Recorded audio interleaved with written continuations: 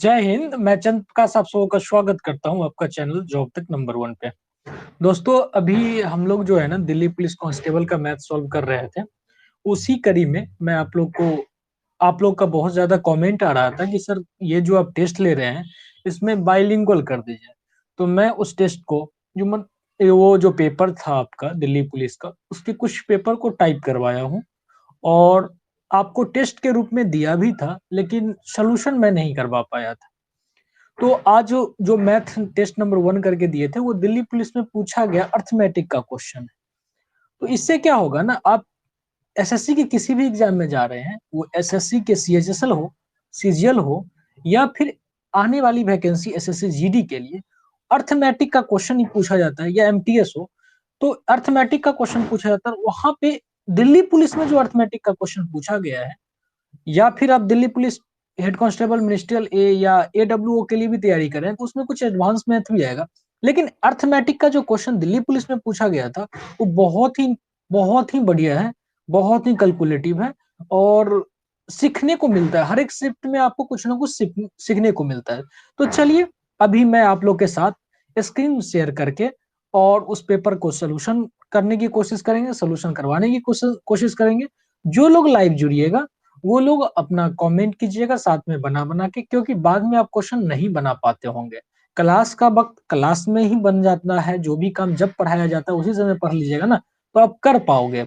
ये देखने को मिलता है। बाद में कहोगे आज नहीं कल करेंगे, कल नहीं परसों करेंगे, तो आज कल के चक्कर में छूट जाता है। फिर क्या होगा ना, एग्जाम के टाइम में आपका बर्डन हो जाएगा कि ये चीज नहीं किए, ये चीज नहीं किए, ये चीज मुझे करना चाहिए। तो मेरा सजेशन ये है कि जब भी मैं पेपर लेके आता हूँ, चाहे जिस किसी भी चीज का पेपर है, तो आप उसी दिन उसी समय कर लीजिए। टाइम निकाल के आधा घंटा के आसपास में लगता है 15 क्वेश्चन बताने में, क्योंकि कैलकुलेटिव होता है। कभी कभी कम भी लगता है, तो क्योंकि समझाना पड़ता है तो टाइम थोड़ा लग ही जाता है, समझते होंगे। ठीक है। वैसे भी आप उस पेपर को करने में कम से कम 20 to 25 मिनट आपका लगेगा ही करने में, क्योंकि कैलकुलेटिव क्वेश्चन है, कुछ लॉजिकल क्वेश्चन भी है। तो चलिए आज हम उसको करते हैं। होगा कि क्वेश्चन छोटा छोटा दिख रहा होगा, मैं इसको थोड़ा जूम कर दूंगा और इससे क्या होगा कि आपको क्वेश्चन बड़ा बड़ा दिखने लगेगा। हर एक क्वेश्चन का मैं सोल्यूशन करवाने की कोशिश करूंगा और हाइलाइटर का भी यूज करूंगा ताकि हाईलाइट कर दूं, आपको क्वेश्चन देखने में अच्छा लगेगा। ठीक है, और फिर पढ़ने में भी मजा आएगा। मैं पीला नहीं रेड सेलेक्ट कर लेता हूँ ताकि मुझे बनाने में भी, और थोड़ा पेन भी सिलेक्ट कर लेता हूँ, थोड़ा मोटा कर देता हूँ ताकि आप लोग को समझ में आता रहे। बहुत ज्यादा मोटा हो गया, थोड़ा और पतला, थोड़ा और पतला, थोड़ा एडजस्ट करने में टाइम लगा। हाँ, ये ठीक है। ठीक है ना। तो अब हम लोग चलते हैं और इसको सॉल्व करते हैं। ये सबको डिलीट करते हैं और हटाते हैं सबको। चलिए, क्वेश्चन नंबर पहला आपके स्क्रीन पे दिख रहा है और आप भी साथ साथ में पढ़िए और बनाइए इसको। ये पेपर जो है आपका, ये 8/12। लिखने में क्यों प्रॉब्लम हो रहा है, 1 मिनट रुक जाइएगा, थोड़ा लिखने में प्रॉब्लम हो रहा है मुझे। 8/12/2021 में सेकेंड पेपर, सेकेंड शिफ्ट के पेपर है ये। आप लोग इसको देखिए और सॉल्व कीजिए। ठीक है। चलिए, तो आप लोग इसको क्वेश्चन को आप देखिए क्या कह रहा है। क्वेश्चन बोल रहा है कि एक कक्षा में विद्यार्थी, जिसमें विद्यार्थियां पता ही है आपको, लड़कों और लड़कियां दोनों होते हैं। औसत जो है 16.8 वर्ष है। कक्षा में लड़कों की औसत आयु 17.6 वर्ष है और लड़कियों की औसत आयु 64.4 है, सॉरी 16.4 है। कक्षा में लड़कों की संख्या लड़कियों की संख्या के मध्य का क्या अनुपात है। मतलब ये दिए हुए हैं और अनुपात पूछना है। इंग्लिश वाले लोग इंग्लिश में पढ़ सकते हैं। ठीक है। मैं दोनों को पढ़ पढ़ के टाइम बर्बाद नहीं करना चाहूंगा, आपके लिए भी मैं प्रोवाइड कर लिया, आपका बहुत ज्यादा डिमांड हुआ करता था। तो चलिए इस क्वेश्चन को मैं सोल्यूशन करवाता हूँ और फिर आप लोग को देखता हूँ। देखिए, इस क्वेश्चन में आपको ना मिक्सचर एंड एलिगेशन का जो कंसेप्ट है उसको यूज कीजिए और बना लीजिए। देखिए, ओवरऑल जो है वो 16.8 है। ठीक है। और लड़कों की लड़कों की औसत आयु जो है वो 17 है, तो 17.6 यहाँ पे लिख देते हैं। और 16 दशमलव लड़कियों के 16.4। अब यहाँ से निकाल लीजिए मिक्सचर एंड इक्वेशन के, माइनस कीजिएगा तो 0.4 यहाँ पे आ जाएगा, और इसको माइनस कीजिएगा कितना हो जाएगा 8 4 और टू इधर हो जाएगा, 2 6 8 0.8 आ जाएगा। ठीक है, काट दीजिए, 1 टाइम में 4 2 जा 8 हो जाएगा। 1:2 आपका आंसर हो गया, जो कि एक नंबर ऑप्शन में है। थोड़ा मुझे आज लिखने में प्रॉब्लम हो रहा है, पता नहीं क्या रीजन है, थोड़ा मैं स्क्रीन साफ कर देता हूँ। ठीक है, तो अब जब लिखने में ही प्रॉब्लम होगा तो फिर हम क्या सही से नहीं बता पाएंगे। ठीक है ना, तो चलिए, हो सकता है इधर कई रोज से मैं प्रैक्टिस भी छूट गया है ना बताने का। चलिए कोई बात नहीं, एक दो बार थोड़ा प्रॉब्लम होगा और फिर सही हो जाएगा। आइए आइए नेक्स्ट क्वेश्चन पे चलते हैं। इसमें ऑप्शन देखिए कौन सा ऑप्शन हो गया आपका। ऑप्शन नंबर आपका जो है वो 1 हो गया, 1:2, 1:2। चलिए नेक्स्ट क्वेश्चन पे चलते हैं। नेक्स्ट क्वेश्चन, ये थोड़ा क्वेश्चन जो है ना छोटा करके देख कर देते हैं। देखिए आप लोग को दिख रहा है क्या, और इस साइड में कर देते हैं और इधर मुझे सोल्यूशन करने में थोड़ा अच्छा होगा। ठीक है, आइए। क्वेश्चन बोलता है कि एक निश्चित धनराशि के लिए एक निश्चित ब्याज दर 2 वर्ष के लिए वार्षिक रूप से चक्रवृद्धि होने वाली चक्रवृद्धि ब्याज 1996.8 है, तथा उसी धनराशि के लिए ब्याज उसी समय अवधि का साधारण ब्याज 1920 है। उसी धनराशि के लिए वार्षिक रूप से चक्रवृद्धि होने वाली ब्याज दर पर 3 वर्ष के बाद मिश्र धन कितना होगा।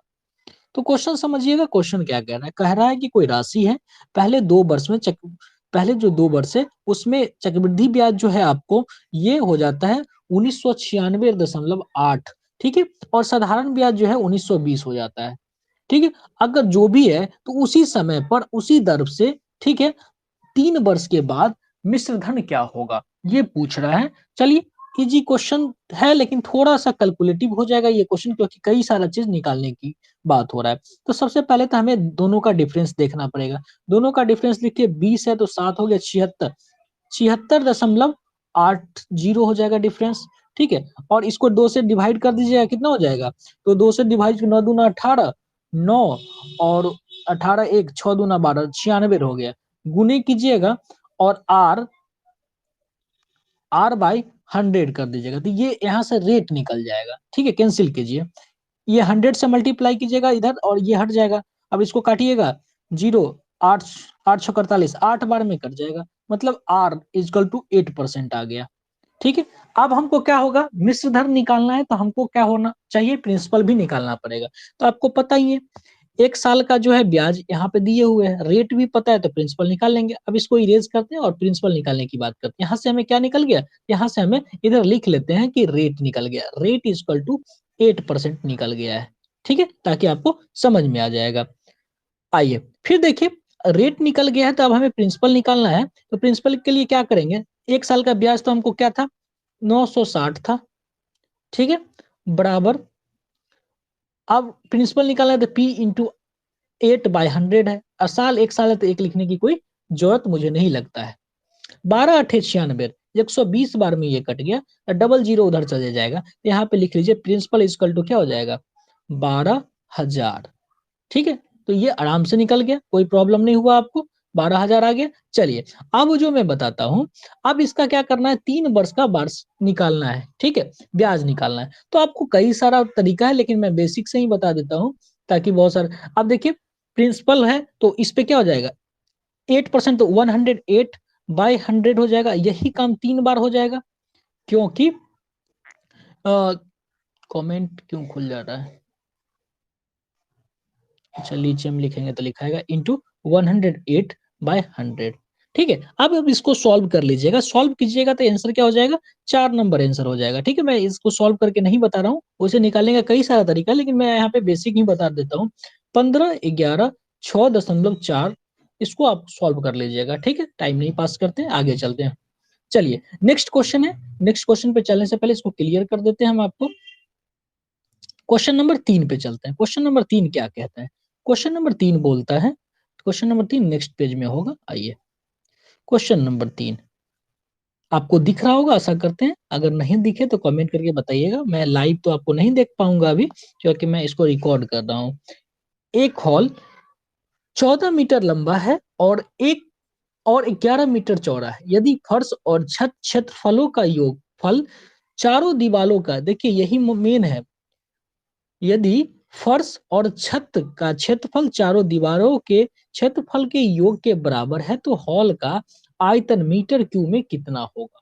क्वेश्चन तो बड़ा बढ़िया बनाया है और ये क्वेश्चन को मैं अलग से भी करवाऊंगा क्योंकि मुझे अच्छा लगा ये क्वेश्चन। देखिए क्वेश्चन क्या है, अब सबसे पहले मैं आपको फिगर से बताता हूँ ताकि आपको बढ़िया से समझ में आएगा। रेक्टेंगल फिगर ले मान लीजिए, घर इस तरह का होगा थोड़ा, ठीक है, और यहीं से एक और बना देते हैं, सेम हो जाएगा, ठीक है, और इसको मैं ऐड करने की कोशिश करता हूँ, देखता हूँ कैसा बनता है। वैसे आर्टिस्ट तो मैं हूं नहीं, लेकिन क्या है, थोड़ा बहुत तो सब चीज, सबका सब गुण छिपा हुआ होता है। आप देखिए बोलता है कि इसमें कि ऊपर वाला जो है ये ये छत हो गया और नीचे हो जाएगा फर्श। इसका क्षेत्रफल जो है दोनों को जोड़ देंगे, चारों दीवार, जैसे एक ये दीवार, तीन और एक इसके पीछे वाला चार दीवार, चारों दीवार के क्षेत्रफल के बराबर है। बिल्कुल सही है। तो अब इसमें दिए हुए लंबाई जो है वो 14 मीटर है, चौड़ाई जो है 11 मीटर है, लेकिन इसका हाइट नहीं दिए हुए, एच नहीं दिए हुए, इसको तो निकालना पड़ेगा। तो कैसे निकालेंगे, तो देखिए अब ये दोनों का सम करेंगे तो क्या हो जाएगा, 2 इंटू, और क्षेत्रफल निकालना है तो दोनों को मल्टीप्लाई कर दीजिएगा, तो 14 × 11 बराबर हो जाएगा। अब देखिए ये क्या है, अगर एक बार ये आएगा और एक बार ये आएगा तो इस दीवार का निकल जाएगा, इसके ठीक पीछे होगा दीवार, तो मतलब दो दीवार होगा, तो 2 इंटू लिख सकते हैं 14 × H, जो कि H माने प्लस, ठीक इसी प्रकार उसके इस साइड वाले और इस साइड वाले का होगा, क्या हो जाएगा 11 × 2 × 11 × H हो जाएगा। ये आप समझे नहीं होंगे और मैं इसको फिर से इरेज कर देता हूं पूरा, और पूरा इरेज करके फिर से बताने की कोशिश करता हूं, ठीक है।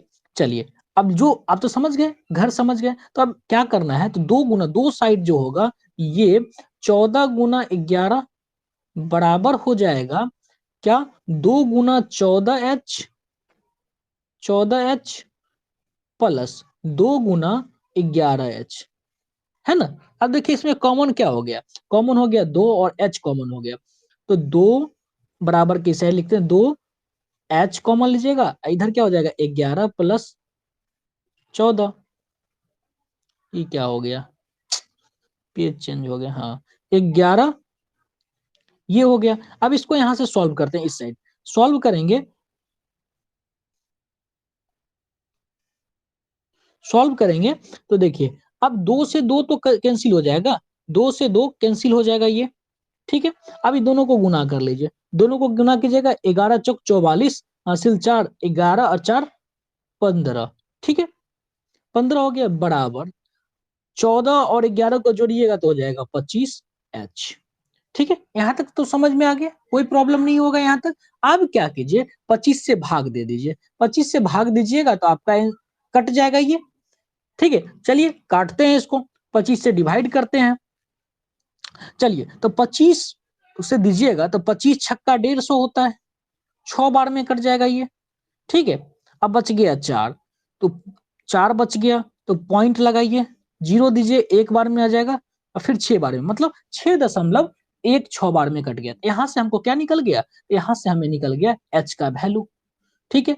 पहले से लंबाई चौड़ाई था ही और ऊंचाई की भी वैल्यू निकल गया, ऊंचाई की वैल्यू क्या निकला, तो ऊंचाई की वैल्यू हमको निकला H बराबर 6.16, और लंबाई तो पता ही है, लंबाई कितना था 14, और ऊंचाई कितना था, ऊंचाई नहीं चौड़ाई कितना था, चौड़ाई 11 था। अब यही तो है, तीनों को गुना कर दीजिए आंसर आ जाएगा, ठीक है। तो तीनों को गुना कीजिए, ये दोनों को गुना करते हैं तो 154 आता है, और 6.16 से गुना कीजिएगा, 6 चौक 24, 4 दो दो गो ऑप्शन में, ठीक है, 6 × 6, ठीक है, 6 ऐसे ही आ रहा है, कैरी जुड़ जाएगा तो ये 948.64 आ जाएगा। आप इसको कैलकुलेट करके देख सकते हैं क्योंकि मैं थोड़ा बेसिक तरीका से निकाल दिया और ये निकल गया। मैं भी बताऊंगा कि आप भी कैसे कर सकते हो, थोड़ा प्रैक्टिस करने के बाद ये होने लगता है, और मैं आपको एक रोज कैलकुलेशन वाला वीडियो जब बनाऊंगा ना तो वहां पे समझाऊंगा इसको कि कैसे होता है। तब तक आप बेसिक मेथड से, आपको जो भी मेथड आता है उससे आप बना सकते हो। आइए चलते हैं क्वेश्चन नंबर 4 के ऊपर।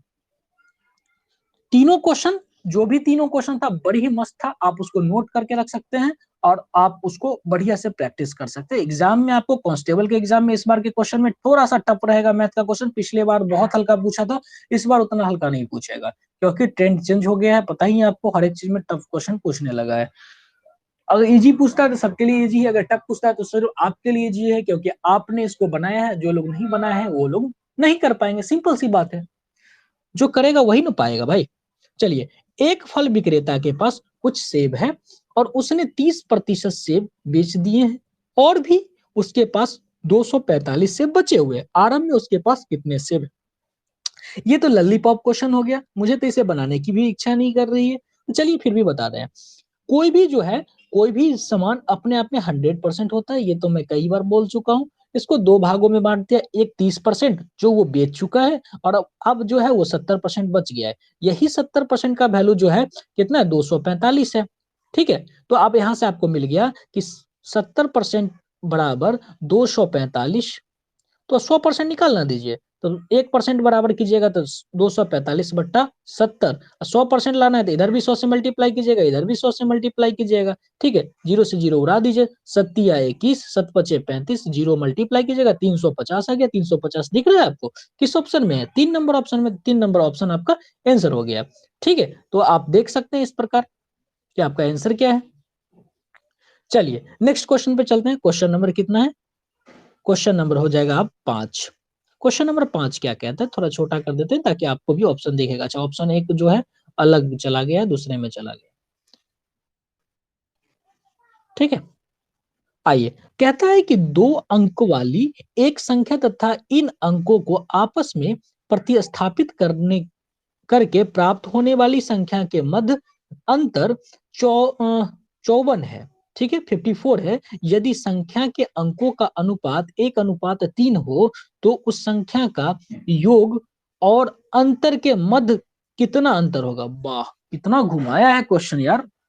इस क्वेश्चन को आप लोग बीबीआई कर लीजिए और इसे एक टाइप बना लीजिए। मैं इस क्वेश्चन को, एक क्वेश्चन वो और ये क्वेश्चन को भी मैं अलग से भी फिर से करवाऊंगा। ठीक है, तो इसको आप नोटबुक में लिख लीजिएगा, बहुत बढ़िया क्वेश्चन। चलिए, इसको करने का तरीका क्या होना चाहिए वो देखते हैं। क्वेश्चन का तरीका है, ये क्यों नहीं इरेजर, हाँ हो गया। आइए, क्वेश्चन का क्या होगा, 1:3 में है, तो मान लेते हैं, अब मान लेते हैं कि एक संख्या है x है, तो पहला जो होगा 3x यूनिट पे और टेंस पे तो 10x होता है। ये आप ऐसे नहीं समझिएगा, मैं थोड़ा और बढ़िया से बताता हूँ। देखिए, कोई संख्या जो है, मान लेते हैं एक्स वाई, कोई संख्या जो है मानिए एक्स वाई है। ठीक है, लिखने में थोड़ा सा प्रॉब्लम आज मुझे आ रहा है, एक्स वाई है।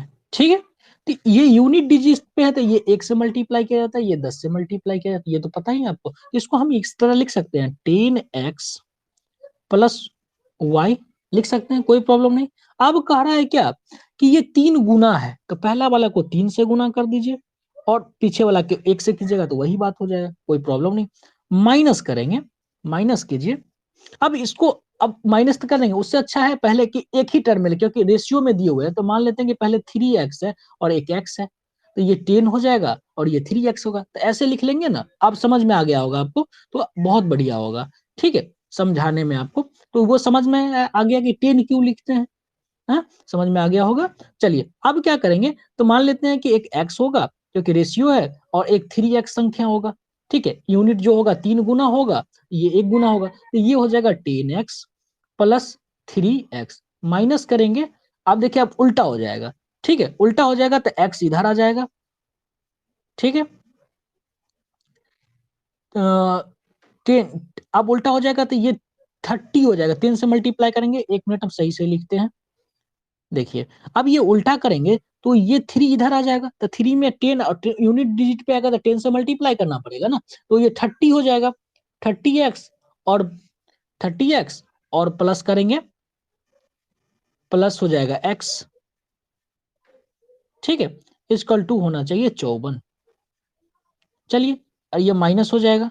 अब देखिए, देखिएगा यहाँ पे ये 13x हो गया टोटल, और ये कितना हो जाएगा, 31x। 31x माइनस करते हैं यहाँ से, 31 में से 13 माइनस कीजिएगा, कितना हो जाएगा? 10 माइनस कीजिएगा, 21 हो जाएगा। ठीक है, 18 हो जाएगा ये, 18 इजक्वल टू ये हो जाएगा, काटिएगा तो ये 18 तिरिक 54, मतलब x का वैल्यू 3 आ गया। तो यहाँ से हमको x का वैल्यू, अब x का वैल्यू क्यों लाए? क्योंकि रेशियो दिए हुए तो x का वैल्यू तो हम ला ही सकते हैं ना। तो x का वैल्यू क्या हो गया? 3। और नंबर क्या आया था? एक x था, एक 3x था। तो पहला के जगह पे 3 दीजिएगा, 3 3 39 हो जाएगा संख्या, इसको पलटिएगा तो 93। दोनों का अंतर देखिए कितना है, दोनों का अंतर 54 है। तो ये मेरा सेटिस्फेक्शन हो रहा है, सेटिस्फाई कर रहा है। समझ रहे होंगे, बड़ी बड़ी हम आराम से समझा रहे हैं आपको। चलिए, तब हमको संख्या मिल गया 39। 39 मिल गया। अब 39 तो मिल गया संख्या, लेकिन अब क्या कर रहा है? इन दोनों संख्या का योग, दोनों का योग कीजिए, कितना हो गया? 11 हो जाएगा, 12 हो जाएगा, 9 3 12 होता है, माइनस दोनों संख्या का अंतर, अंतर कितना हो जाएगा? 6। अब इसको सॉल्व करने में कितना होगा? 6।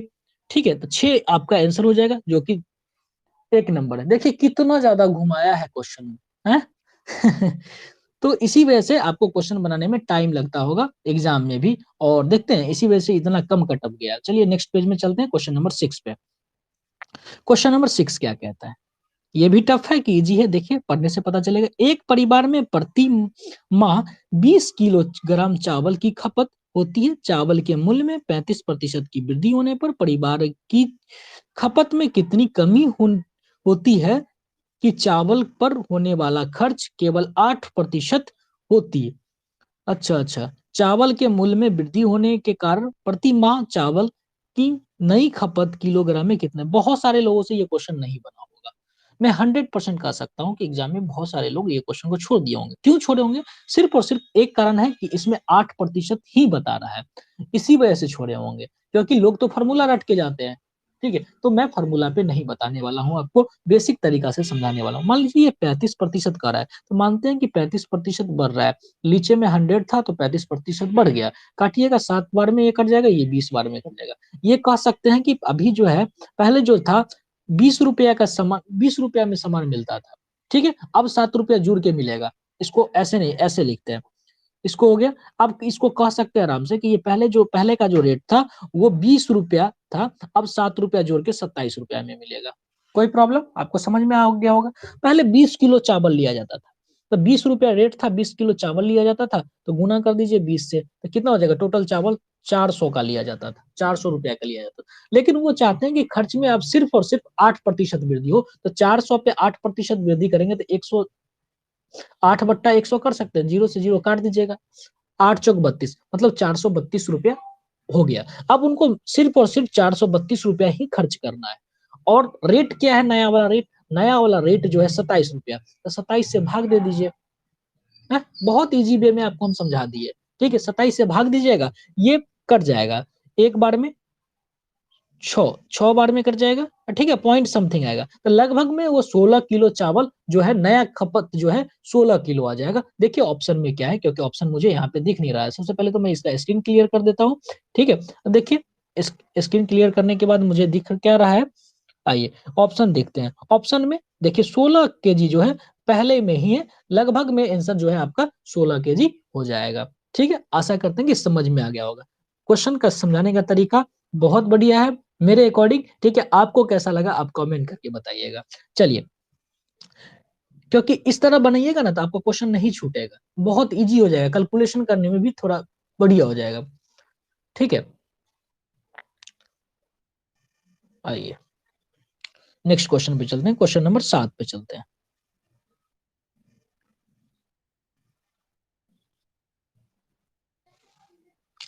देखिए नेक्स्ट क्वेश्चन कहता है कि एक गांव की जनसंख्या प्रथम वर्ष 10% की वृद्धि और दूसरी वर्ष जो है उसी संख्या में 12% की, उसी जनसंख्या में 12% की कमी हो जाती है, तो दूसरे वर्ष के अंत में गांव की जनसंख्या इतनी है, दूसरे वर्ष में दी हुई है, तो पहले वर्ष के आरंभ में उस गांव की जनसंख्या कितनी? ये इस तरह का क्वेश्चन पहले भी बहुत ज्यादा पूछा जाता था, अभी भी पूछा जाता है, तो इस तरह के क्वेश्चन को टाइप को VVI टाइप आप कह सकते हैं।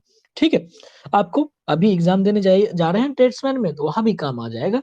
चलिए देखिए क्या कहता है, बोलता है कि मान लेते हैं कि 14x था, पहले 10% वृद्धि हुआ तो 110/100। ठीक है, बराबर, बराबर नहीं गुना, दूसरी बार क्या हो रहा है? 12% की कमी, मतलब 88/100 हो जाएगा। ये टोटल के बराबर कितना है? 14 5 20 है। ठीक है, अब इसको सॉल्व कर लीजिए। सिंपल सी बात है, 0 से 0 हटा दीजिए। देखिए 11 से कट रहा है, काट दीजिए। 11 का 11, 11 चौक 44, ठीक है। 11 चौक 44। अच्छा एक यहाँ पे 5 है कि 3 है? 5 ही है, ठीक है। 11 चौक 44 एक हो गया। 11 से कट नहीं रहा है, क्यों नहीं कट रहा है? यहाँ पे तो कटना चाहिए था, कुछ एरर तो टाइप नहीं हो गया है। चलिए देखते हैं क्या है। अच्छा अच्छा, यहाँ पे हम गलत काट रहे हैं, इसलिए नहीं कट रहा है। देखिए क्या गलत काट रहे हैं, इसको थोड़ा सा इसको डिलीट करना पड़ेगा। चलिए इसको डिलीट किए। अब देखिए यहाँ से 11 बार में कटेगा तो 11 क्या, 11 3 बच गया तो 11 3 33, 2, तो 2 बार में कट गया, क्योंकि दिख रहा था कि 11 से कट जाए। क्यों दिख रहा था वो भी मैं बता देता हूँ। 5 1 6 होता है और 4 2 6 होता है, तो 6 6 माइनस कीजिएगा तो 0 आ गया। ये है रूल 11 का चेक करने का, डिविलिटी रूल। फिर 11 से कटेगा, ये भी कटा, देखिए 1 1 2, 1 और 2 3, 3 हो रहा है तो 11 से फिर भी कट जाएगा। तो 11 से ये 8 बार में कटेगा, और इसको काटिएगा 11 से तो ये हो जाएगा एक बार में, दो 120 बार में कट गया। ठीक है, अब इधर देखिए ये 8 है, 8 से काटिएगा तो 8 ही का ही 8 बच गया, 4 जीरो, 8 पंचे 40, 15, ये 3 गो जीरो चले जाएगा तो इसको हम लिख सकते हैं 15,000। ठीक है, बहुत आराम से, जो कि ऑप्शन नंबर आपको 3 नंबर दिख गया। चलिए नेक्स्ट क्वेश्चन पे बोल रहा है कि राम ने एक वस्तु के अंकित मूल्य पर 20% की छूट देने के बाद उसे 1476 रुपया में बेचा। यदि कोई छूट ना देता तो 24% का लाभ प्राप्त होता। तो उस वस्तु को क्रय मूल्य पूछना है। ठीक है, क्रय मूल्य पूछ रहा है, मैं भूल गया था क्या पूछ रहा है।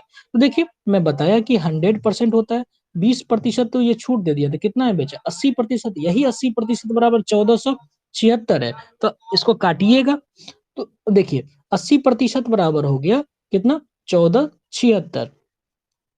और 1% निकाला था, इस इधर एक कीजिएगा, इधर 1% लाइएगा तो ये 80 से डिवाइड हो जाएगा। 100% लाइएगा तो इधर भी 100 से मल्टीप्लाई करना पड़ेगा। ठीक है, 0 से 0 काट दीजिए, इसको काटिएगा 18, और कितना आया था? 18 45 बार में ये कट गया था। तो यहाँ से हमको क्या निकला कि एमपी जो उसका था 1845 था। ठीक है, एमपी क्या निकला? 1845। तो 1845 निकल गया एमपी। अब देखिए एमपी निकला 1845।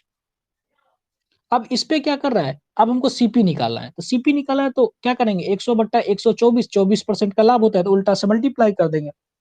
यहाँ पे 45, इसको काटिए, इसको काटिएगा तो आपका आंसर आ जाएगा। ठीक है, चलिए इसको काटते हैं, डायरेक्ट डिवाइड कीजिए या फिर डायरेक्ट इसको काटिएगा तो ये जो है ना आपको कट के 14.78790,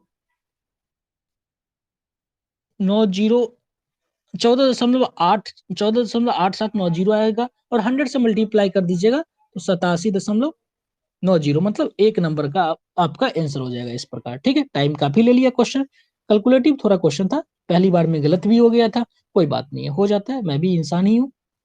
नेक्स्ट क्वेश्चन पे चलते हैं। चलिए नेक्स्ट क्वेश्चन क्या बोलता है? नेक्स्ट बोलता है कि राधा ने एक घड़ी 12.5% के लाभ पर बेची है। यदि उसने इसे ₹50% अधिक में बेचा होता तो 15% लाभ होता। तो घड़ी की आरंभिक मूल्य कितना है? बहुत ईजी है इस तरह का क्वेश्चन। देखिए दोनों का अंतर ले लीजिए, 2.5% वो बढ़ाएगा तो उसको कितना होगा? 50 रुपया अधिक मिलेगा। तो 2.5% है तो 100% निकाल लीजिए, तो 100% से मल्टीप्लाई कीजिएगा तो इसका मतलब हुआ कि 50/2.5 गुना 100 करना पड़ेगा। ठीक है, काट दीजिए, एक जीरो ऊपर चला जाएगा। ठीक है, काटिएगा तो 25 दूना 50, दोनों को गुना कर दीजिएगा तो 2000 हो गया आंसर। बड़ा सिंपल था ये, इसमें कोई कोई प्रॉब्लम आने की बात ही नहीं है। चलिए नेक्स्ट क्वेश्चन पे चलते हैं। नेक्स्ट क्वेश्चन कितना नंबर क्वेश्चन है? 10 नंबर। 10 नंबर क्वेश्चन देखिए, एक आयताकार पार्क की लंबाई और चौड़ाई का अनुपात इतना है, यदि पार्क की परिसीमा समांतर 6 किलोमीटर प्रति घंटा की चाल से चलने वाली व्यक्ति को एक चक्कर लगाने में 10 मिनट पूरा करता है, 10 चक्कर मतलब 10 मिनट में पूरा कर लेता है, तो पार्क का क्षेत्रफल ज्ञात करना है। इंग्लिश वाले अपना इंग्लिश में भी पढ़ सकते हैं, क्या दिक्कत है? दोनों क्वेश्चन पढ़ेंगे तो थोड़ा मुझे टाइम ज्यादा लगेगा। चलिए देखते हैं। तो इसका जो है ना, अब मान लीजिए कि एक रेक्टेंगल है दिया हुआ, आइए फिगर से समझाते हैं आपको। मान लीजिए कि ये रेक्टेंगल दिए हुए, ये पार्क मान लीजिए, ये पार्क के चारों साइड जाता है, ये लंबाई है तो ये 5 के रेशियो में, ये 5 के रेशियो में, ये 3 के रेशियो में। उसको पूरा दूरी तय करने में कितना टाइम लगता है, तो उसको 10 मिनट लगता है। तो 1 घंटा चलेगा तो 1 घंटा में 6 किलोमीटर चलेगा, तो 6,000 मीटर में पूछ रहा है ना हमको, तो 6,000 लिख लेते हैं 1 घंटा में। तो लेकिन हमको 10 मिनट चाहिए ना, 10 से भाग दे के निकाल लीजिए, काटिएगा तो 1 है। तो यहाँ पे हमको क्या निकल के आ गया, निकल के आ गया कुल दूरी जो है इसका, जो हमको कितना है 1,000 है, तो 1,000 आ गया। अब आपको पता ही है कि इसका पेरीमीटर बराबर क्या होता है, 2 × 5x मान लेते हैं, लंबाई प्लस चौड़ाई होता है, तो 8, इसको काटिएगा तो ये हो जाएगा 500। ठीक है, 8x को काटिएगा, 8 से डिवाइड कीजिएगा, कितना बार में कट जाएगा, आइए काटते हैं। तो 8, 8 छक 48, ठीक है, 2 बच गया, 8 दूना 16, ठीक है, 8 दूना 16, 4 बच गया, 5, मतलब 62.25 बार में कट गया। तो आप इसका जो है ना, इसका ये निकाल लीजिए 5 से मल्टीप्लाई करके, ये भी निकाल लीजिए 5 से मल्टीप्लाई करके, और फिर मल्टीप्लाई कर दीजिए, तो दोनों का योग ये कीजिएगा तो आपका आंसर आ जाएगा। वेरी सिंपल है। चलिए मैं डायरेक्ट बता देता हूँ आपको कि कितना कितना आएगा, आइए करके दिखाता हूँ। अब हमको मिल गया ना, एक्स का वैल्यू मिल गया, तो एक जो है था लंबाई कितना हो जाएगा, लंबाई हो जाएगा 62.5 गुना 5, चौड़ाई जो हो जाएगा कितना हो जाएगा, 3, 3 नहीं, पहले 62 लिखते हैं, 62.5 गुना 3, ठीक है। अब ये दोनों का गुना करना पड़ेगा, तो देखिए यूनिट डिजिट से कीजिएगा तो सब में 5 5 आ जाएगा, तो अब इसको करना पड़ेगा, इसको मल्टीप्लाई कीजिए, कितना हो जाएगा, ये हो जाएगा 312.5 गुना, इसको कीजिएगा तो ये हो जाएगा 187.5, दोनों को मल्टीप्लाई कर दीजिए, तो आपका आंसर जो है वो क्या हो जाएगा। आंसर नंबर क्या दिए हुए हैं देख लेते हैं, आंसर नंबर जो है ये 1 दिए हुए, तो ये दोनों को मल्टीप्लाई कीजिएगा तो 1 नंबर आंसर हो जाएगा। आप उसको कैलकुलेट करके देख सकते हैं, ठीक ना। एक सेकेंड, किधर गया क्वेश्चन, कहाँ चले आए, देखिए यहाँ पे, ठीक है। तो आपको ये आ जाएगा 58,58,593.75, 1 नंबर आंसर आ जाएगा। तो चलिए कैलकुलेशन हम नहीं करते हैं, आप कर लीजिएगा। आइए नेक्स्ट क्वेश्चन, मेन तो कंसेप्ट जानना है, थोड़ा कैलकुलेटिव क्वेश्चन भी है। बोलता है कि बी की तुलना में ए 30% अधिक कार्य कुशल है, और तथा बी एक कार्य को 13 दिनों में पूरा कर सकता है, अकेले ए उसी काम को कितने दिनों में। अगर आपको प्रॉब्लम होता है कैलकुलेशन करने में तो आप मुझे बता सकते हैं, मैं आपको बता दूंगा, ठीक है। कैलकुलेशन करके भी बताने स्टार्ट कर दूं, मैं पहले भी कैलकुलेशन करके बताता ही था। अब देखिए ए और बी है, बोलता है बी जो है 30% अधिक है, तो 130 हो जाएगा, अगर इसको 100 मानते हैं, दोनों का रेशियो ले लीजिए, 10 और 3 है, ये हो गया इफिशियंसी का रेशियो। और वर्क का रेशियो देखिएगा तो ये 13 और ये 10 रोज में होगा, ठीक है। अब क्या कर, बी की तुलना में ए, अच्छा अच्छा उल्टा लिख दिया, उल्टा लिख दिया, बी की तुलना में, बोलता है बी की तुलना में ए, बी अगर 100 है तो मानिए ये कितना हो जाएगा, 130 हो जाएगा, दोनों का काट दीजिए।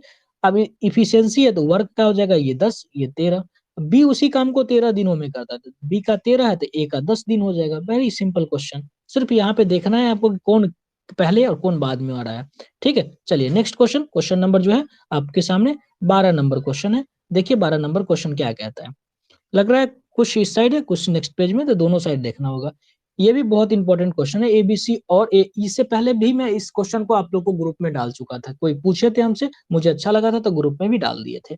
ए, बी और सी अपने टेलीफोन के बिल में इतने अनुपात में करने के लिए सहमत हुए। ए पहले मंथ में 400, बी दूसरे मंथ में 560 भुगतान करते हैं, और सी 840 भुगतान करते हैं। के खाते के संयोजन के लिए बी को कितने धनराशि का भुगतान करना होगा, तो ये निकालना है। चलिए संयोजन की बात कर रहे हैं, मतलब सब जो बात किया उसके अकॉर्डिंग होना चाहिए, तो यहीं पे इस क्वेश्चन को बना के खत्म करते हैं। आइए क्वेश्चन क्या कह रहा है, क्वेश्चन बोल रहा है कि ये 3 अनुपात में, ये 5 में और ये 7 में, तो टोटल पैसा कितना दे दिया, देखिए 1400 और 1500, 400 और 560 है, तो कितना हो जाएगा 900 हो गया, और 840 दे दिया है यहाँ पे, 960 और 10 कीजिएगा तो 10, 1800 रुपया टोटल हो गया। बोला कि इसी रेशियो में देंगे हम, ठीक है। तो कितना हो जाएगा, तो 8 7 15, 15 से डिवाइड कर लीजिए, 15 से डिवाइड कीजिएगा तो 15 इकाई 15, 3 15 दूना 30, ठीक है, 120 हो गया। तो 12 तिया 36, इसका देना था 360, ठीक है। इसको कितना देना है, 12 पंचे 60, 600 रुपया देना है, और 12 सत्ते 84, 840। तो देखिए सी जो है 840 रुपया दिया है। थोड़ा पेन चेंज कर लेंगे ना तो आपको समझ में बहुत बढ़िया आएगा। देखिए तो इसको जो है 840 देना था सी, तो सी 840 दे दिया, और ये 400 रुपया दिया लेकिन 360 देना था, 40 रुपया कम ज्यादा कम दिया है, ज्यादा दे दिया है, और ये 40 रुपया कम दे, और ये भी ये 40 रुपया ज्यादा दे दिया है, ठीक है। इसको 560 ही देना था और इसको 40 रुपया कम दिया है। क्या हो रहा है ये, 12 पंजे 60, 1 मिनट। अच्छा ये दिया है 400, ये 400 रुपया दिया है तो 40 रुपया अधिक दे दिया है, और ये 600 देना था लेकिन दिया कितना है 540, तो 40 रुपया और इसको देना चाहिए। तो संयोजन के लिए बी को 40 रुपया और देना चाहिए। देखिए 40 रुपया ऑप्शन में है क्या, अगर ऑप्शन में 40 रुपया है तो वही आंसर हो जाएगा। संयोजन का मतलब होता है जो आपने बोला है वो फुलफिल करना है। तो 40 रुपया 4 नंबर आपका आंसर हो गया। आइए नेक्स्ट क्वेश्चन पे चलते हैं। नेक्स्ट क्वेश्चन क्या कहता है उसको देखिए। नेक्स्ट क्वेश्चन बोलता है आपको कि दो स्थान एबीसी के मध्य की दूरी 190 किलोमीटर प्रति घंटा है। एक बस स्थान से ए सुबह में 6 बजे प्रस्थान करती है, और स्थान बी 40 किलोमीटर, एक बस, अच्छा बस है, बस ए 6 बजे बी से 40 किलोमीटर प्रति घंटा की चाल से चलती है, और दूसरी बस जो कि बी है वो 7 बजे ए से, घुमा घुमा के लैंग्वेज दिया है, 50 किलोमीटर प्रति घंटा की चाल से चलती है। दोनों एक दूसरे से मिलेगी, कितने बजे मिलेगी ये पूछ रहा है। तो चलिए देखते हैं, निकालते हैं इसको। बहुत सिंपल क्वेश्चन बन सकता है लेकिन है थोड़ा लैंग्वेज घुमाया हुआ, क्वेश्चन में कोई दम नहीं है। पेन रेड ही कर लेते हैं ताकि और बढ़िया से आपको दिखेगा। तो ये एक स्टेशन है, ये बी स्टेशन है। बी से चलता है ए जो कि 40 किलोमीटर से प्रति घंटा से चलता है, और ये 6 बजे चलता है। कुल दूरी जो है 190 है, और बी चलता है 50 किलोमीटर प्रति घंटा से, और ये 7 बजे चलता है, मतलब 1 घंटा का गैप है। 1 घंटा में ये कितना चलेगा, 40 किलोमीटर चलेगा। तो 1 घंटा में ये 40 किलोमीटर चल के आपको कहाँ पे आ जाएगा, ये यहाँ पे आ जाएगा। कुछ पीला तो और नहीं दिख रहा है, चलो ये कर लेते हैं। तो यहाँ पे आ जाएगा, तो ये 40 किलोमीटर चल जाएगा। तो कुल दूरी अब यहाँ से यहाँ तक का कितना बचेगा, 40 माइनस कर दीजिएगा, मतलब 150। तो 150 किलोमीटर बचा, दोनों मिलके चल रहा है अब, क्या कि दोनों 7 बजे से ही भी 7 बजे से ही भी चलेगा, तो 90, ठीक है। अब कैंसिल कर लीजिए, क्या आएगा, तो 3 से काटिए, 3 तिया 90, 3 पचे 15, मतलब 5/3, 60 से गुना कर दीजिए, करिएगा तो 20 तिया 60, 5 दूनी 10, 100 मिनट हो गया। 100 मिनट में 60 मतलब 1 घंटा 30 मिनट। 1 घंटा 7 बजे दोनों चल रहा है, तो 1 घंटा 30 मिनट जोड़िएगा तो 8:30 बज जाएगा। चलिए देखिए 8:30 है ऑप्शन में क्या, 8:40, 8:30, यहाँ पे इरर टाइप हो गया होगा, ठीक है। 8:30 होगा क्योंकि नहीं नहीं 6:40 नहीं, 1 मिनट 60 मिनट का ना 1 घंटा होता है, ये 40 हो जाएगा। गलती नहीं, सही टाइप है, मेरा ही गलती हो गया। तो ये जो है आपका 8:40 आंसर हो जाएगा, ठीक है। कैसे आया होगा वो मेन चीजें देख लीजिए, गलती हमसे भी हो जाता है, माफ कीजिएगा। आइए, मेन मोटिव है मुझे आपका क्वेश्चन सिखाना। आइए देखिए क्वेश्चन क्या कहता है, ये सिंप्लीफिकेशन का क्वेश्चन, आप खुद भी कर लोगे, ठीक है। चलिए इसको करके कोशिश करते हैं बनाने का। क्या कह रहा है क्वेश्चन, इसको हटा देते हैं और बना के चलते हैं। तो मैं इसके लिए एक चीज बताया था, जहां पे माइनस प्लस मिलता है उसको बाउंड्री समझ लीजिए और बाद बाकी को सॉल्व कर लीजिए, बताया था ना। वही काम करना, यहाँ से यहाँ तक देखिए माइनस कहाँ पे आ रहा है, यहाँ पे आ रहा है, और यहाँ से यहाँ तक ये माइनस आ रहा है, ठीक है। तो जहां पे आ रहा है उसको पहले अंडरलाइन कर लेते हैं, यहाँ तक वो पहले सॉल्व करेंगे फिर इसको सॉल्व करके लिख लेंगे।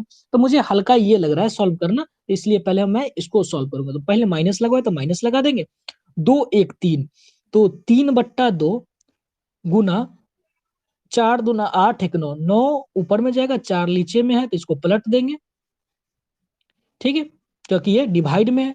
तो 4 दूना 8 1 9 हो जाएगा, अब प्लस प्लस 3 1 4, 4/3 आ गया। काटिए, 3 तिया 9 और 3 दूना 6, तो 4 2 6, तो यहाँ पे 6 9, 3 × 9, ये आ गया। इसको सॉल्व करने से आप इसको सॉल्व करेंगे। इसको पेन चेंज कर लेते हैं, रेड ही कर लेते हैं। चलिए, तो देखिएगा इसको सॉल्व करेंगे तो इसको सबसे पहले ऑफ को कीजिएगा, तो 1/4 है, 1/4 गुना कीजिएगा तो 2 × 1 = 3, 3 ऊपर में चला जाएगा, 2 × 1 = 3 और नीचे में चला आ जाएगा 8, मतलब 8/3। हटाइए, यहाँ पे डिवाइड का साइन आ जाएगा, इसको सॉल्व कीजिए। इसको सॉल्व करेंगे तो कितना हो जाएगा, 3 दूना 6, 7/2 -4, 1 5, 5/4, तो 7 दूना 14 -5 करेंगे तो 9/4, 9/4। ऑफ का साइन है तो गुना हो जाएगा डायरेक्ट, 3 तो 3 ऊपर में गुना हो जाएगा, 2 नीचे में गुना हो जाएगा। इसको सॉल्व करते हैं, तो 3 × 8 गुना करेंगे तो ये हो जाएगा ऊपर में 4, नीचे में हो जाएगा, ऊपर में चल जाएगा 4 और नीचे में हो जाएगा 9×3 = 27। 1 मिनट, कहीं पे एरर तो नहीं हो गया? मुझे लग रहा है एरर हो, चेक भी करते रहना चाहिए। 27 तो आ ही गया, साथ में चेक करते रहेंगे। अच्छा, डिवाइड है, ये बीच में डिवाइड है, 3/8 आया है, डिवाइड करेंगे, ये आ गया। ये दोनों को पहले सॉल्व करते हैं, ये 9×3 = 27 हो रहा है।